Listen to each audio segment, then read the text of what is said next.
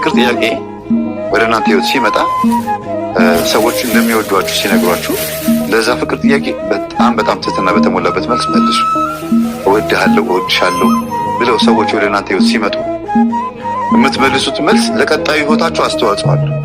አንድ መጥፎ መልስ ከመለሳችሁና ካበሳጫችኋቸው የዛ ፍቅር ግፍ ይመጣባችሁና እናንተም በህይወታችሁ ትስቃያላችሁ።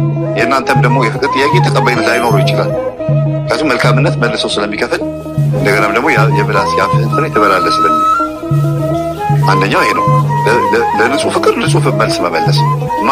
ማትወዳት ወይም ደግሞ እንደዚህ አይነት ነገር ስሜት ከሌላችሁ ግልጹን መናገር። አይ እኔ ሀሳብ የለኝም ይቅርታ እና በጣም ግን ታንኪዩ ግልጽ ስለነገርሽኝ አመሰግናለሁ ምናምን ብሎ ለንጹህ ፍቅር ጥሩ መልስ መመለስ። ያ ሰው የፈለገ የበለጠ ይውደዳችሁ፣ ያቺ ሴት የበለጠ ትውደድህ፣ ያ ሰው የበለጠ ይውደድሽ፣ ችግር የለው። ግን ለንጹህ ጥያቄ ንጹህ መልስ መመለስ፣ ለንጹህ ደብዳቤ ንጹህ መልስ መመለስ፣ ማላገጫ መሳቂያ አለማድረግ።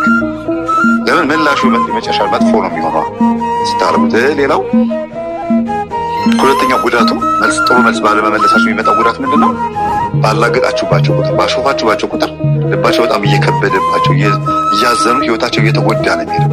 ያፈቀራችሁ ሰው ህይወቱ ሲጎዳ ደግሞ ማየት በጣም መጥፎ። ምን አጠፋ ያዘው ወይ ምን አጠፋች? በእናንተ ህይወት ውስጥ ያመጡት ምንም መሰናክል የለም። እንደሚያፈቅሯችሁ ብቻ ነው የተናገሩት። ታንኪዩ ከሆነ ታንኪዩ ነው። እሺ ወይም እወድሃለሁ ከሆነ ጥሩ ነው።